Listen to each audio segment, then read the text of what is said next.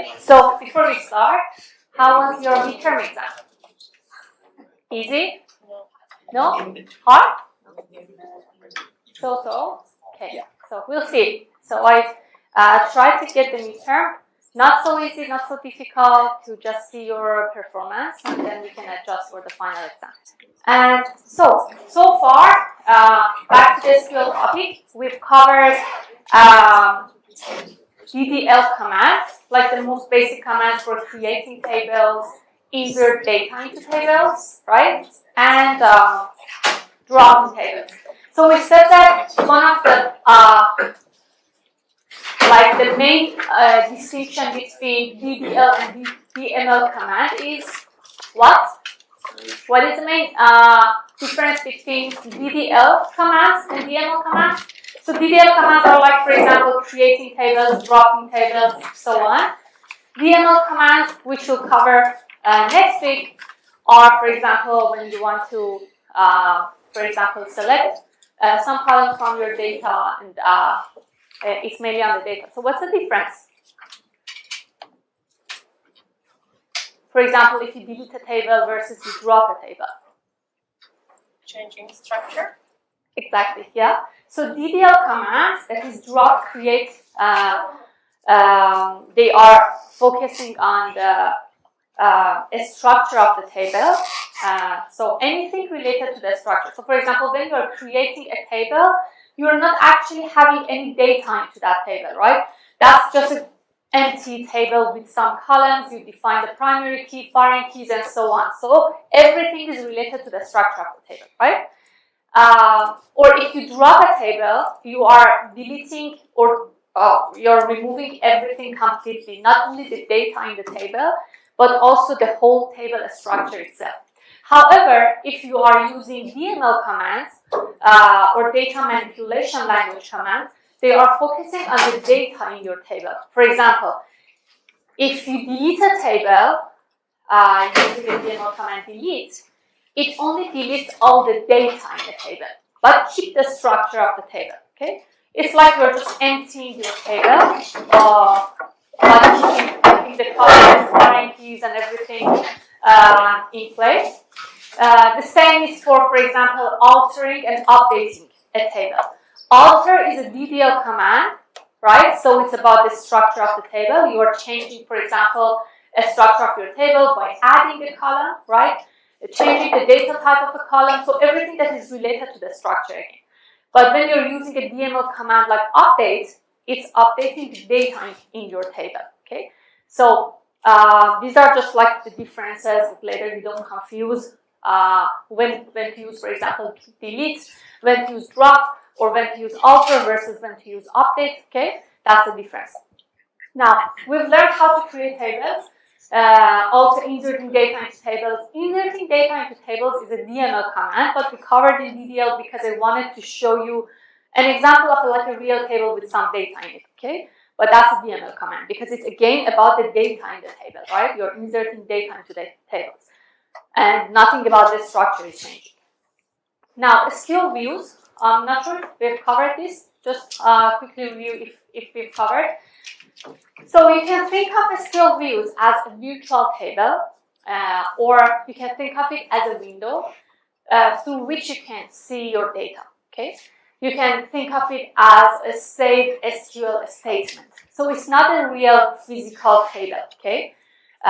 It's just a saved query. You can think of it as like a saved query to help you, for example, save time or avoiding, if you have to run, like, let's say, a very complex query several times, or you're using frequently joining several tables, let's say, to answer a query, and you do it a lot of times. So it makes sense and it's more efficient to create a view based on that SQL statement, and then every time instead of like again joining 3-4 more tables or like running a very complex query which takes time, especially in like large tables, you just, for example, get the data from the view, because the view is just created once and then you have access to it, right?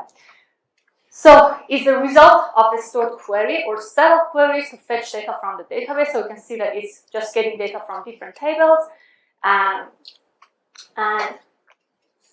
here is the statement or the way you actually create views in SQL. So you write create view, and then followed by your view name, anything that you want. For example, let's say good student. You want to have, let's say you frequently want to get like the top students in the classes. So you just create a view based on this state, based on this query, right? So select, for example, the student name and course name from like these two tables. So this is joining these two tables. We cover joining later, but this is one way to join tables. And their enrollment grade is A. So you want to, like, from the enrollment table, you want to get all the students who are top students and received A, right? So now, why did we join it with the student table? Because the enrollment table already has the student grade, right? Why did we join it with the student? Considering your grade here that I can write. So you can think of enrollment as a student ID, course ID, and grade, right? This is a typical example of the enrollment that we had during this class. So why did we join it with the student table? Look at your select part of the statement. We are selecting student name and course name. Do we have a student name or course name in the enrollment table? No, we only have the IDs. So we want to fetch the names of the students with A, right? So we need to join it with the student table. And so this is like the way you create views. It's just save the statement, right? And you just write create view name as, and then you write the statement that you want to say. Now, what is the difference between SQL views and tables? Sorry, I might have it. No? Oh, yeah, thanks. So I have like this issue with here. It doesn't show up anything. Yeah, sure. So what's the difference between SQL tables and views? Yeah. Can we say that the views only, like, well, table fetches the data and doesn't really show it to me, but the view kind of like outlays it? Sorry? Yeah, so the SQL table fetches the real data without manipulating it, but the view shows you it. Yeah. So as your friend said, it's just the way that you are seeing the data or viewing the data, right? As I mentioned before, you can think of it like as a window, and then through that window, which is the view, you can see your data, right? And so it's not an actual table. So when we're talking about SQL tables, it means like a real table with columns, keys, and everything, and some data in it. Whereas when we talk about SQL views, it's just what we see. Like, for example, a statement that we saved before. As I mentioned, you can think of it as a saved SQL statement, right? And it's not like a real table. It's like a virtual table. Now, so this is just what I have already mentioned. And another important topic is index. So that will be very helpful when you later, for example, create your own database, creating tables you want to like frequently get queries. So anyone knows what is an SQL index?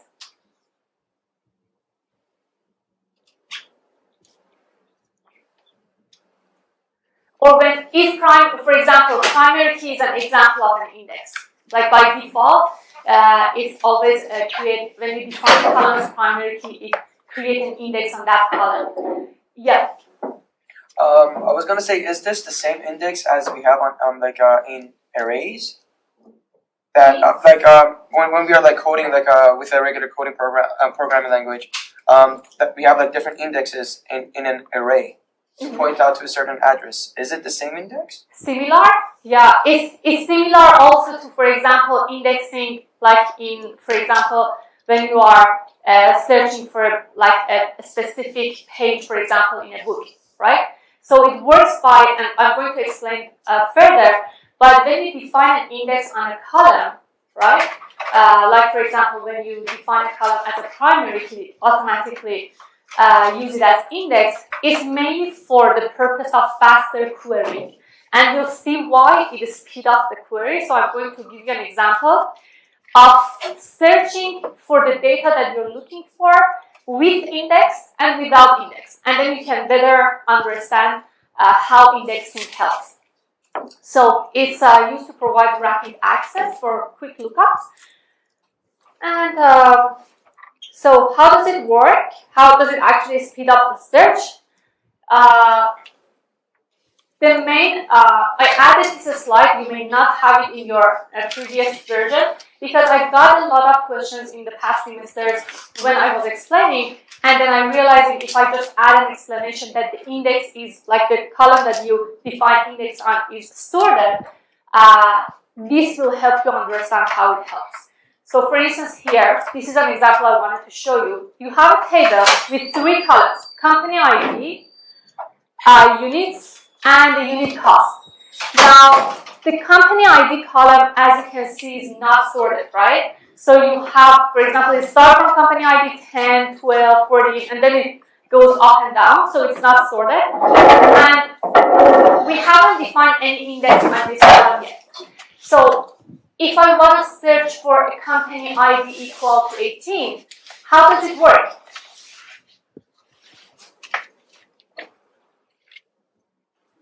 So let's say I'm looking for a specific company ID. In this example, for example, ID 18. Linear scan?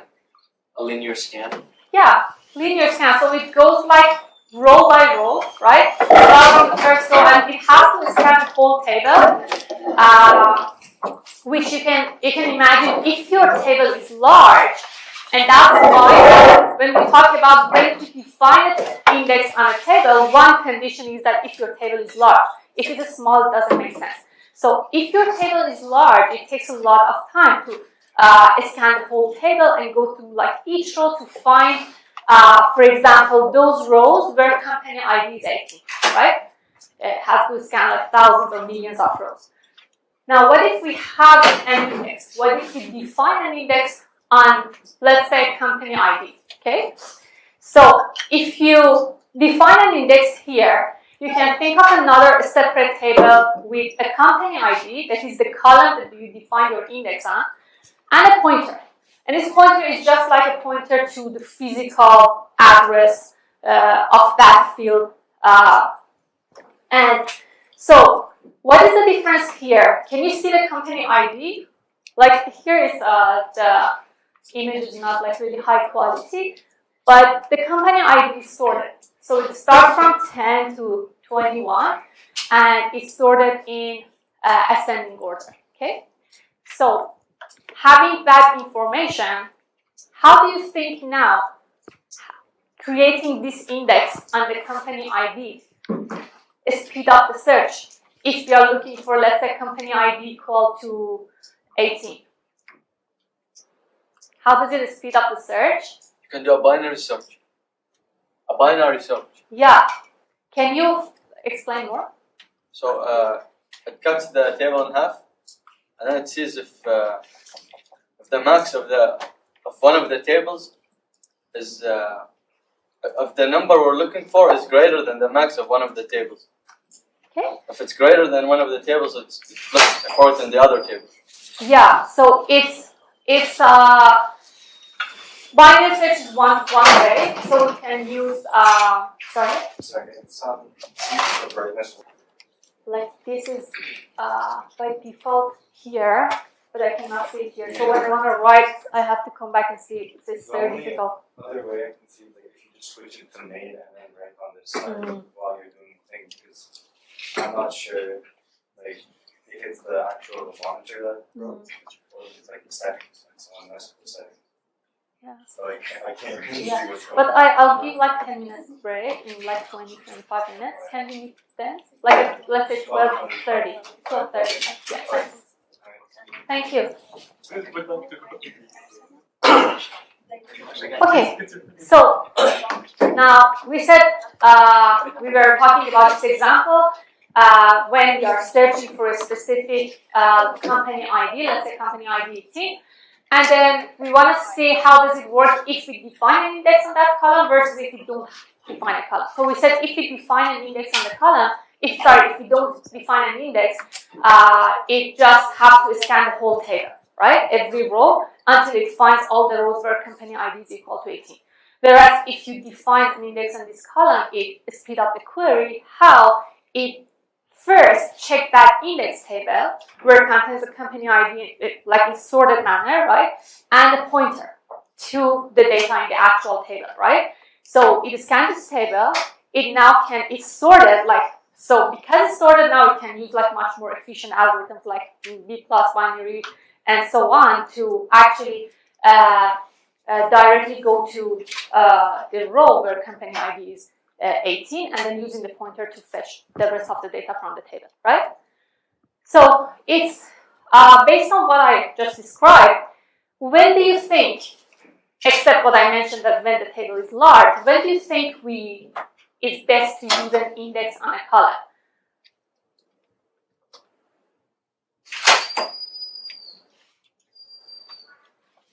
When the number is like fixed in more than one row. Sorry? When the number is repeated more in one more rows. What? Like as in a primary foreign keys. So we might like have the same number in many different rows. So to create a unique number with the index. Just like this case. So 18 is the company name is repeated more than once in different rows.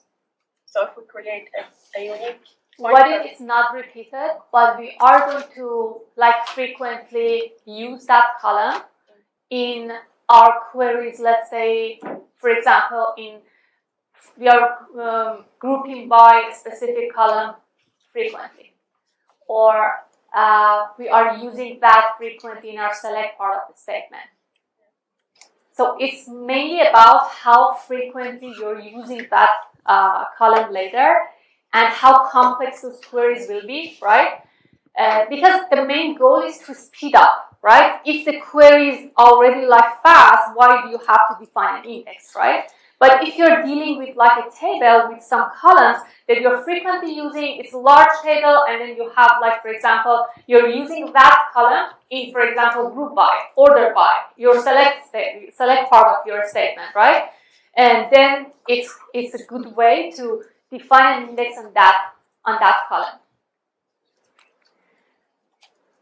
So if the table is large, if the column frequently appears in these clauses such as where, join, etc., and we avoid indexing column if your table is small because the queries will be fast, or if it has few distinct values. For example, if you have a column, even if you're using it a lot later, right? But if it only has like something like gender, male, female, or like very few distinctive values, so what's the point of creating index on that, right? So it doesn't make sense. And or for example, if you're frequently updating that column or not frequently using the queries. Now, back to my first point about index. When I define an index, I mentioned that when we define a column as a primary key is just one example of index column, right? It automatically creates an index on that column. So, what is the difference between primary key and unique index? And before this question, I'm going to explain the difference between index and unique index. So, index should not be unique, okay? So, the only difference between index and unique index is that unique index implies uniqueness, whereas the index itself doesn't. Now, we know that also primary key should uniquely identify its rows, so it also implies uniqueness. So, what is the difference between primary key, which is also an index, right? And unique index. I'm going to give you a hint. So you can think of the difference in terms of like the type of the data they accept. So now, what is the difference?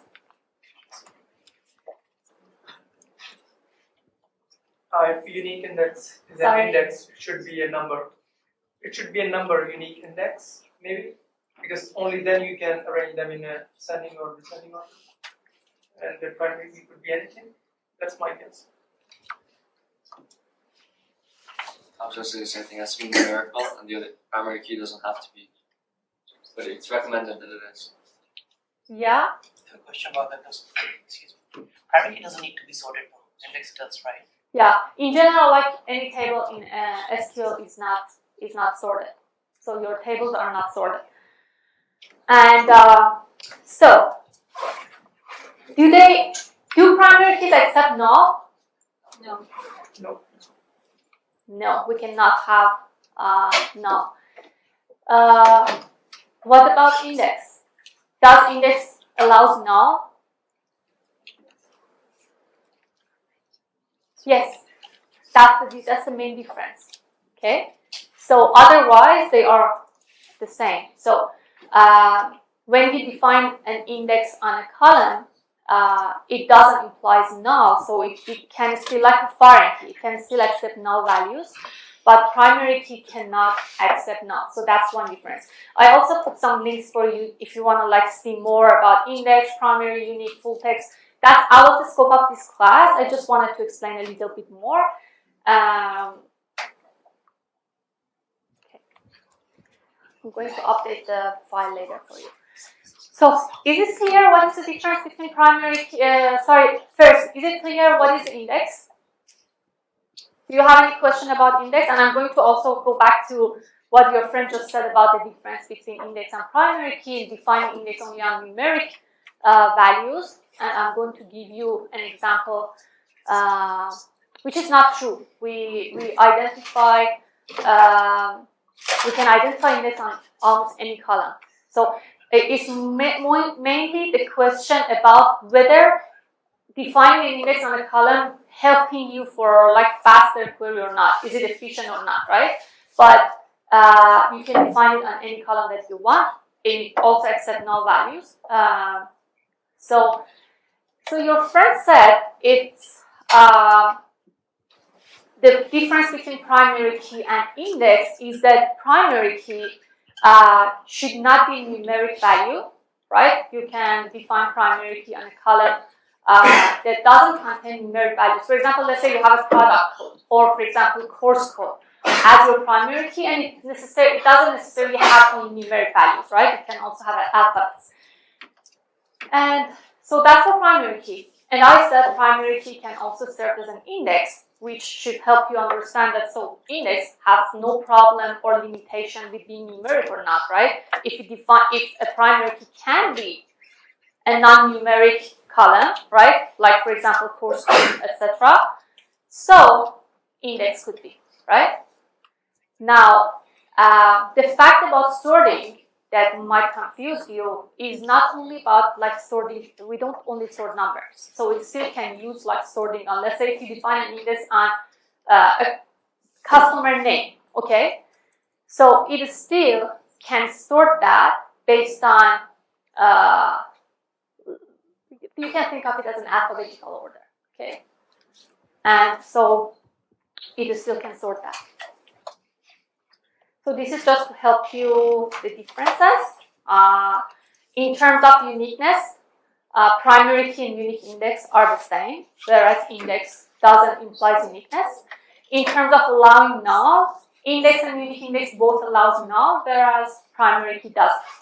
And do we have only one? Should we have only one, for example, column as an index? No, you can define index on multiple columns. Also unique index, right? It's about the values, not the columns. You can define unique index also in several columns. But primary key, we have one primary key always. Even if it consists of several columns, but the primary key is 1. For example, if I ask you what is the primary key of this table, you say student ID and course ID. So it's one primary key. But if you define an index, let's say, on this column and this column, then there are 2 indexes. Okay? Now, another important concept, before I give you a break, I'm quickly talking about that, data integrity controls. So this is a very important concept.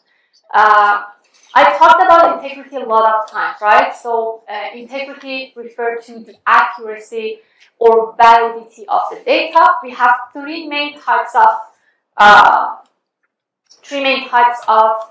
integrity control check that you're going to do in your assignments and exam. So the first one is entity integrity or key restrictions, okay?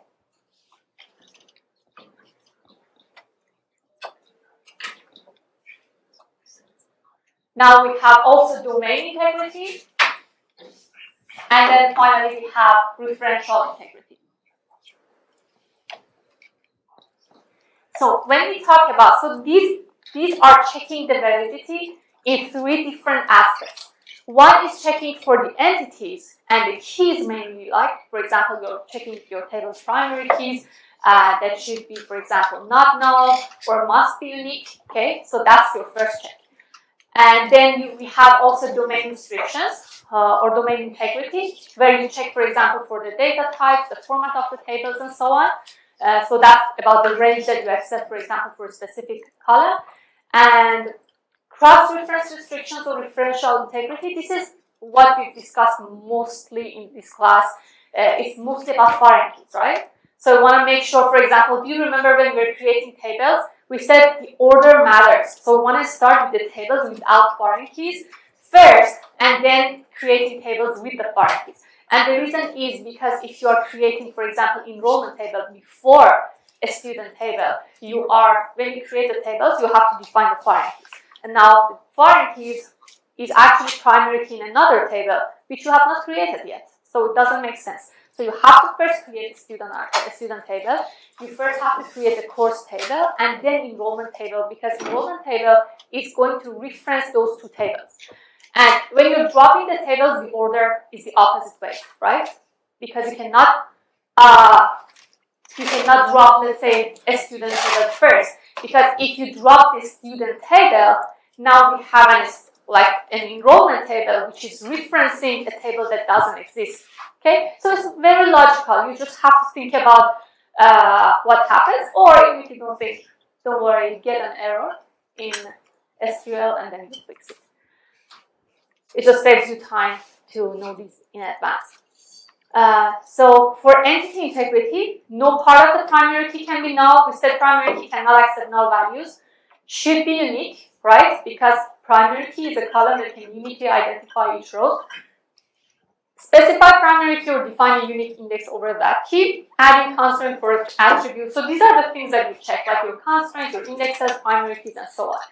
And referential integrity, all about foreign keys. That, like, you check the link between the tables that works well. Okay. So I already explained this. So for example, we have 3 different types of referential integrity. And this is because we said referential integrity is about the foreign keys and the links between 2 tables. So which actions does affect it? For example, if you are going to insert data into one table, let's say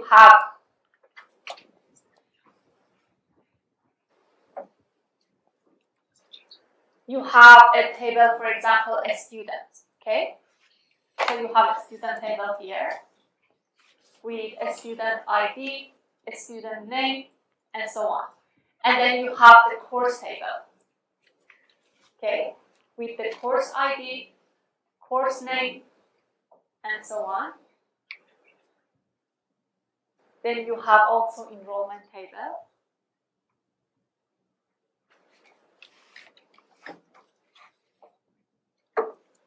With the student ID, course ID, grade.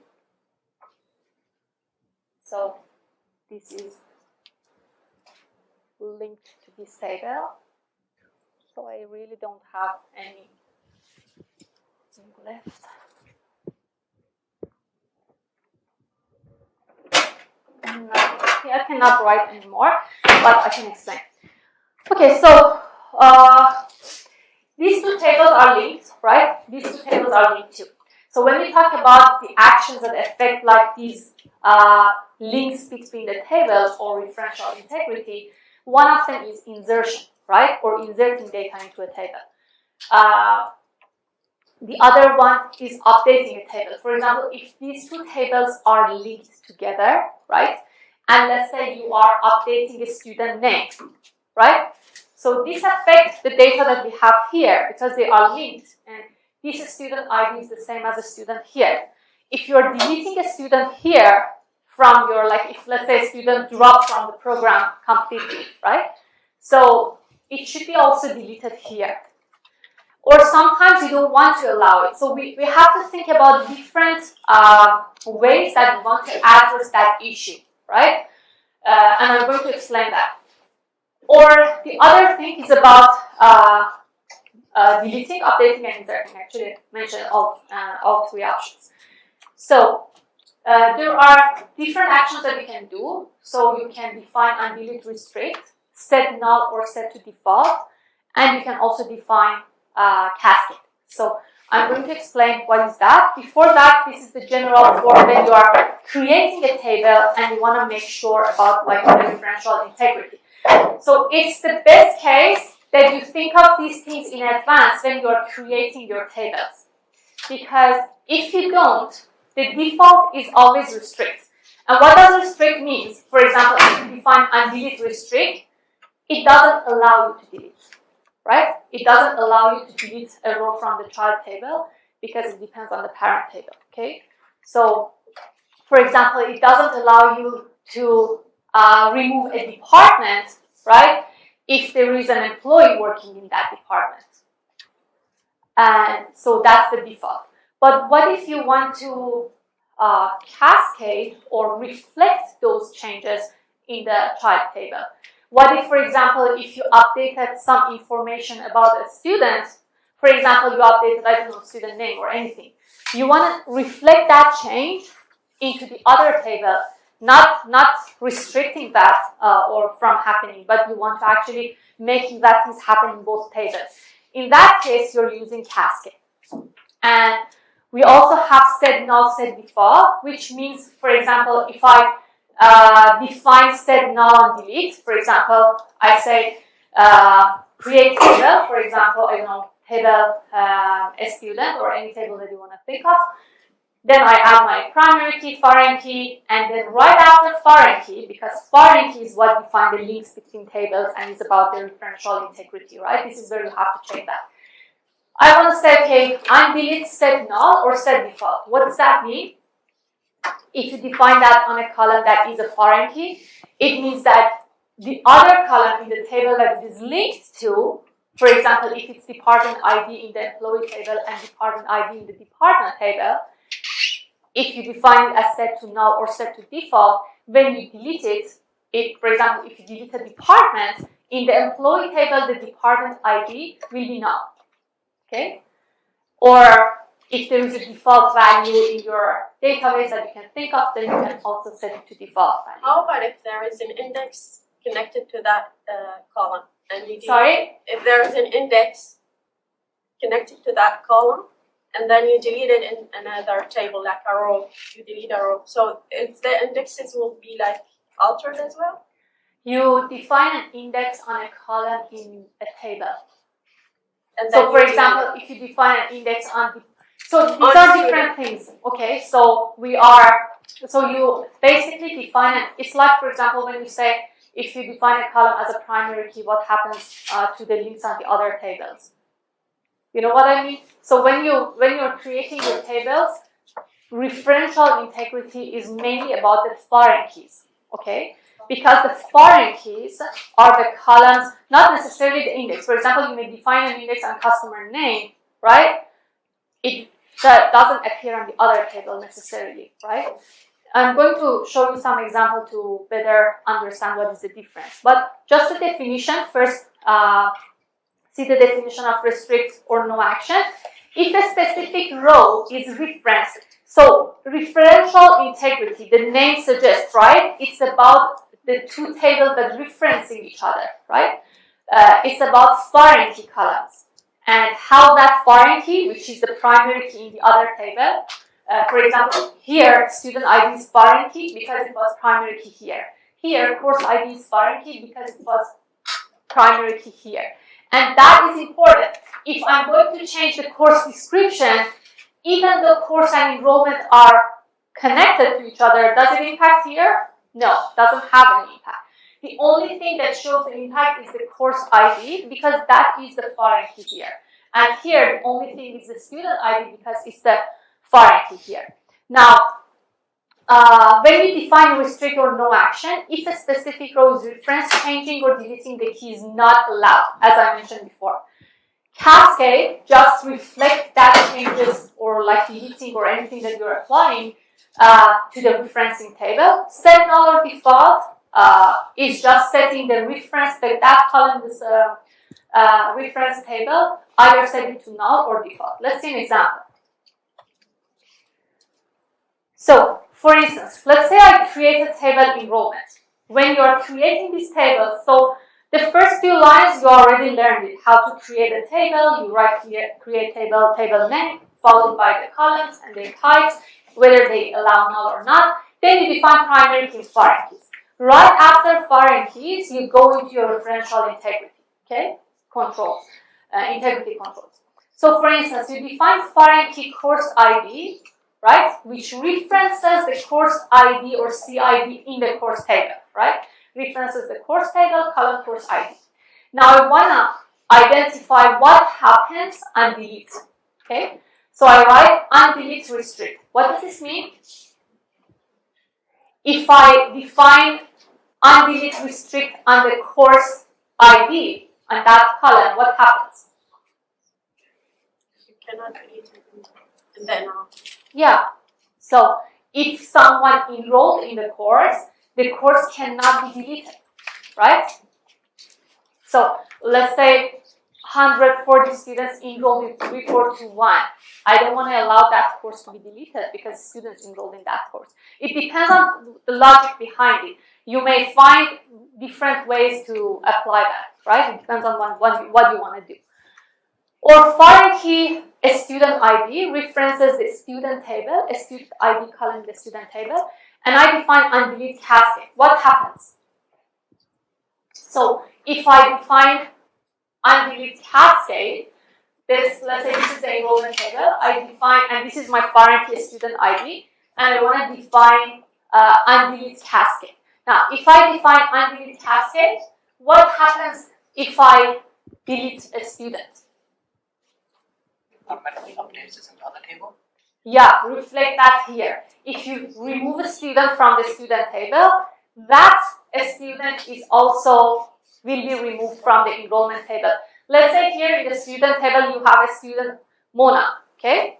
Now Mona is dropped from the program, moved somewhere else and so on. So you want to drop Mona. Mona is enrolled in, let's say, 4 courses. How many rows is going to be enrolled here? 4, right? Because Mona is enrolled in 4 courses.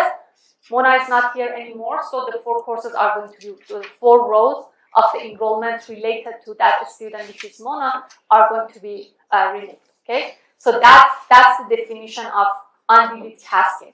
What if I define undelete set null on the student ID? If I define on the student ID, undelete set null for a student ID, and I remove the student Mona from the student table, what happens here? shows null. Shows null, right? Add nulls. It doesn't remove Mona from this table, but just set it to null values. And so here, just more example with employee and department example, okay? So which column is of our interest here? Which one is about the referential integrity. And if you want to like define what happens, which column is that? I'm an ID. Department ID, right? Department ID is the key, the foreign key, right? Now, so when we create the table employee, right, where department ID is your foreign key, after you define your foreign key, now you want to define what happens to, for example, if you're going to change that department, or if you're going to delete that department, or if you're adding a new department to the university, what happens, right? So you want to see what happens. So you define foreign key department ID, which references the department table, and here, sorry, what is missing here? I just realized that this statement is not correct. What is missing here on the foreign key line? Yes? So we define foreign key. Foreign key department ID references department. What is missing? Yes, the column name, right? And so, sorry, just to give other students also a chance to speak, when you raise your hand, please wait until I point to you before you speak, because sometimes some other students also want to speak. And so foreign key department ID references department ID. So this is missing after the department, because we have to say which table it is linked to and also which column, right? Now, I define and delete cascade. What does it mean? So we have a table employee, we have table department. Now, in the employee table, when you're creating the employee table, and be careful, we are defining, like these referential integrities, we are adding these statements in the employee table, in the table where the foreign key exists, right? Now, department ID the employee is foreign key. If I delete a department, I define and delete cascade. What happens if I delete a department in the department table? Let's say the easiest department is removed. Okay? So what happens in the employee table? If I define and delete cascade. Hello. Yes. The employee gets removed? Yeah. All employees working in that department are removed. Okay? Is this a good choice?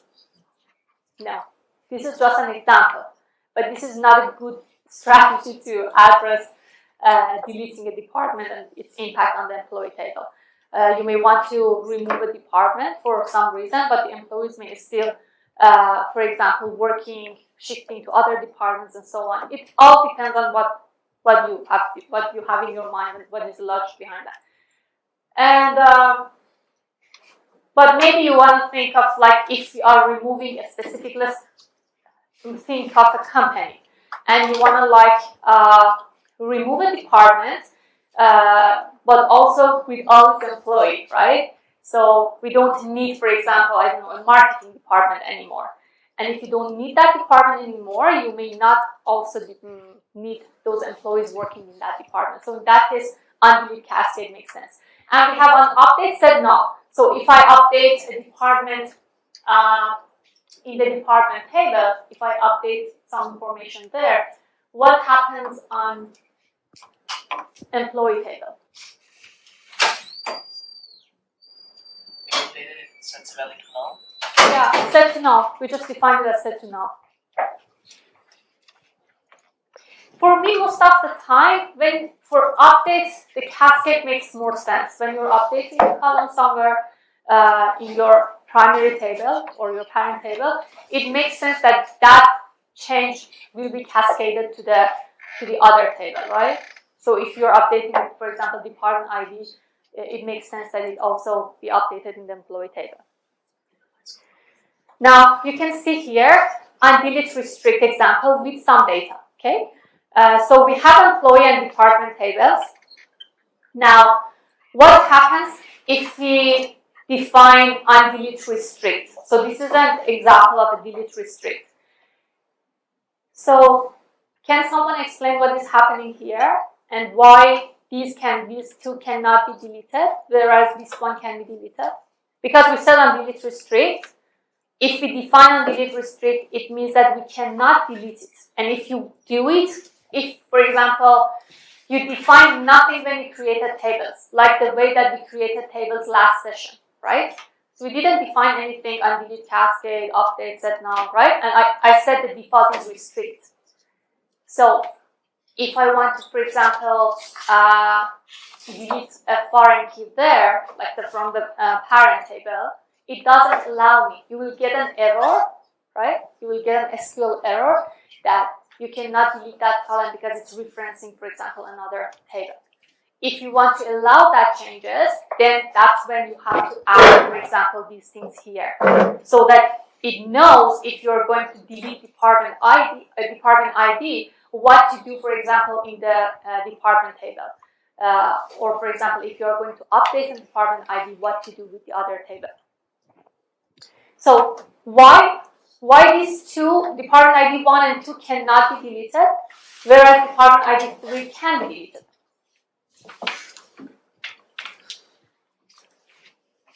Anyone? From like the back of the class.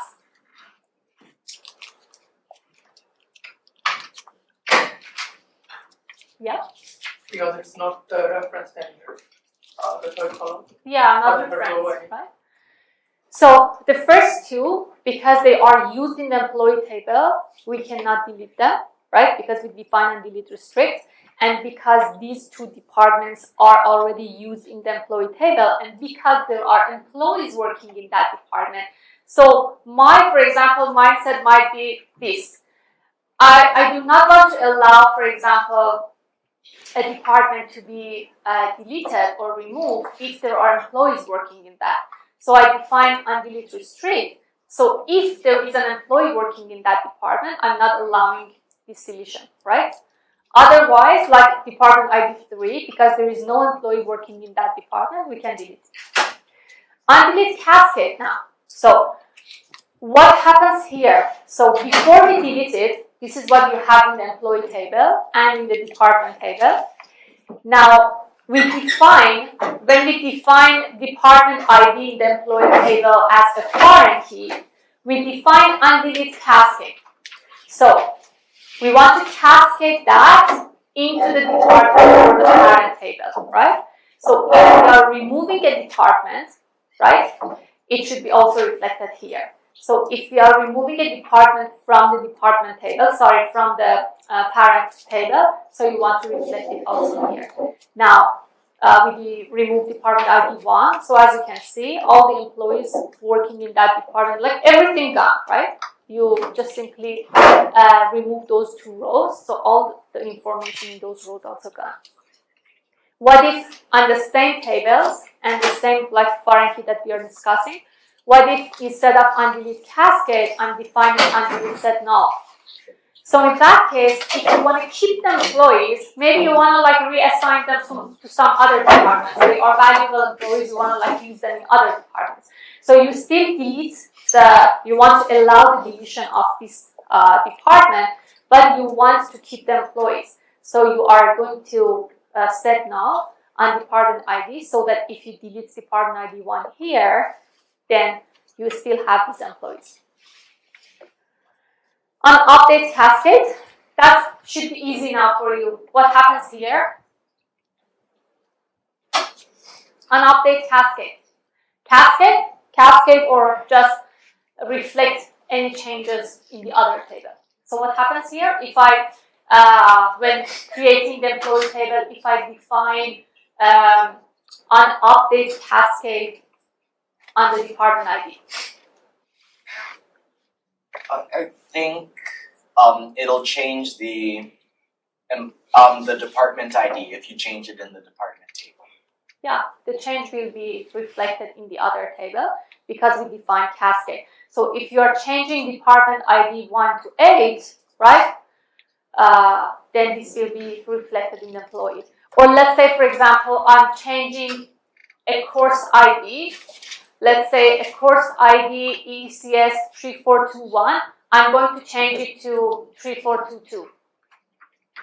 what happens? You want to like reflect that also here, right? And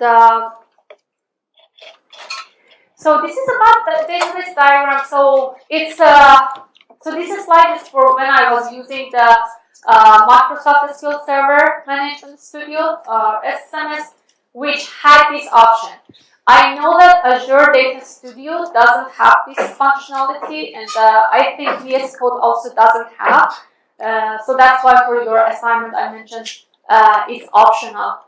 But there are many like online tools where you can generate your database diagram. It was quite useful. Like for example, if you have SSMS, this is how you can do it. Like you just right click on database diagrams under your database, and then you select the tables for which you want to like see the database diagram, and then click add. Then you'll see something like this. This is called database diagram, where you see all your tables with the primary keys, the links, foreign keys, and so on, right?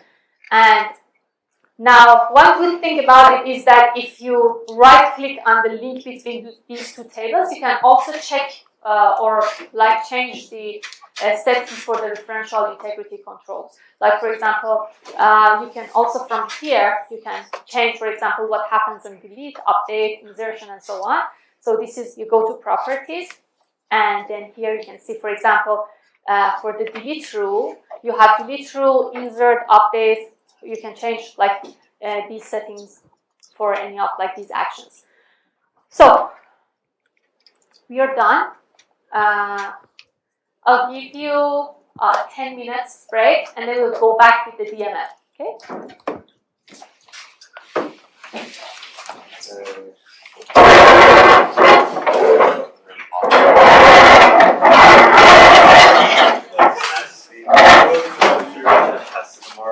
Sorry for the wait.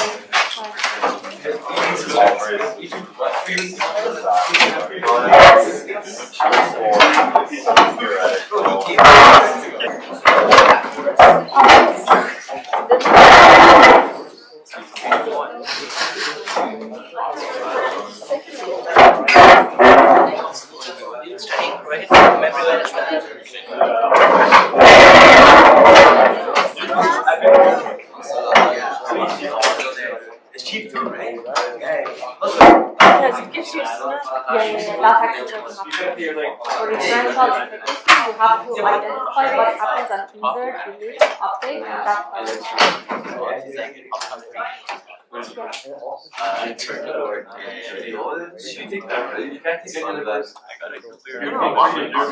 yeah.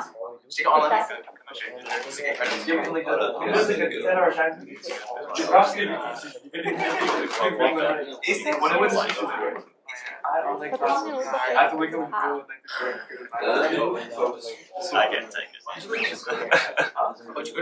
Oh, okay. Yeah. No, just a few. Okay, 5 minutes.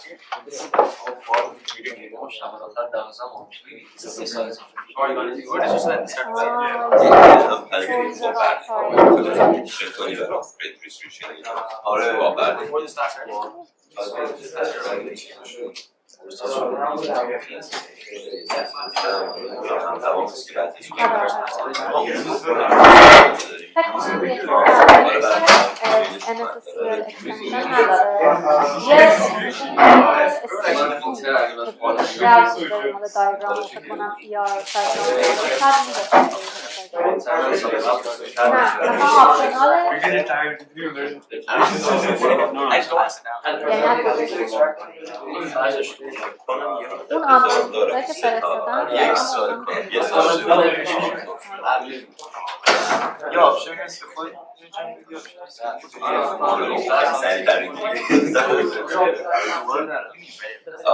بخوای کلا جزئیات رو چیز کنی let's say we have department employee table, define and delete cascade. So if you delete a department in the department table, with that department, all rows will be deleted from the employee table. So let's say you have 4 rows in the employee table, right? 2 of them are department ID 1. And then you're deleting department ID 1 from the department. Then all those 3 rows in the employee table.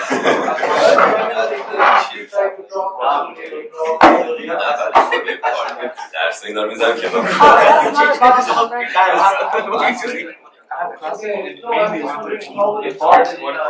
Because I want to work I think it won't allow you. Probably. Because you will still having, if you want to like, that's when you define the like the dropping the tables. If you remember, I said if you're dropping the tables, the order is the opposite. This is your first dropping the tables with the property before the tables without property, right? For example, when you're creating these tables, you first create the student and course and then you roll it, right? But when you're dropping tables, are you allowed to drop the table? No, because then you have involved a table that is referencing. Back to your example, you have this department table, let's say this is the department table, and you have an employee table. Which one can you drop? Employee table. Which one can you drop first? Can you drop department first?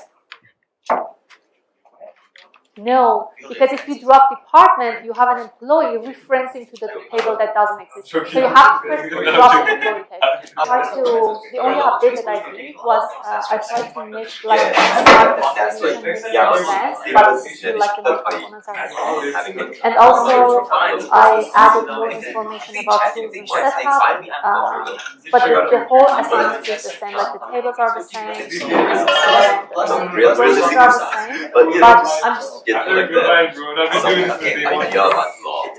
Probably not gonna be.